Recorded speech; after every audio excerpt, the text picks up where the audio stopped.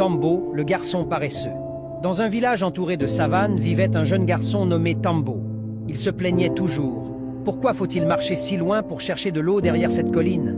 Pourquoi ne pas la tailler pour faire couler l'eau jusqu'au village? Pourquoi le bois est-il si lourd?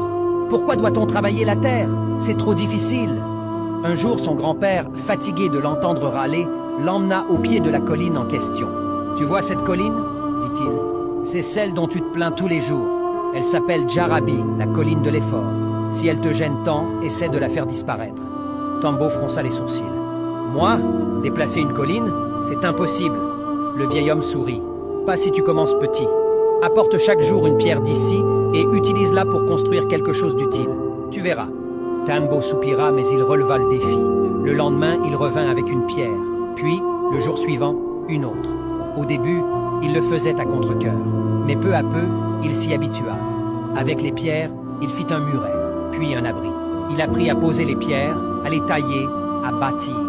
Il devenait plus fort, plus patient, plus habile.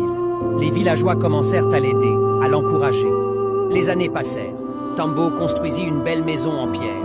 Il cultivait la terre, puisait l'eau, élevait des animaux. Il était devenu un homme respecté, travailleur et heureux. Un soir, assis près de sa maison, il regarda la colline. Elle était toujours là.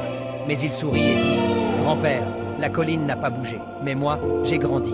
J'ai appris à construire, à persévérer. Et maintenant, je comprends. Ce n'est pas la colline qu'il fallait changer. C'était moi.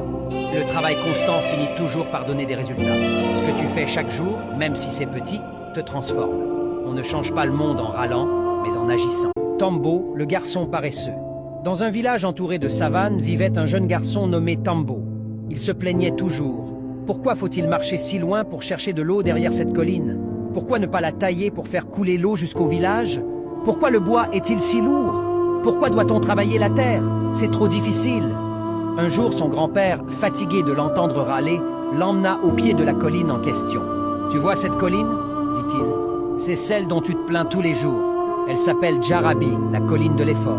Si elle te gêne tant, essaie de la faire disparaître. » Tambo fronça les sourcils. « Moi, déplacer une colline, c'est impossible. » Le vieil homme sourit. « Pas si tu commences petit. Apporte chaque jour une pierre d'ici et utilise-la pour construire quelque chose d'utile. Tu verras. » Tambo soupira, mais il releva le défi. Le lendemain, il revint avec une pierre. Puis, le jour suivant, une autre. Au début, il le faisait à contre-cœur. Mais peu à peu, il s'y habitua.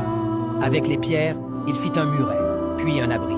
Il apprit à poser les pierres, à les tailler, à bâtir. Il devenait plus fort, plus patient, plus habile.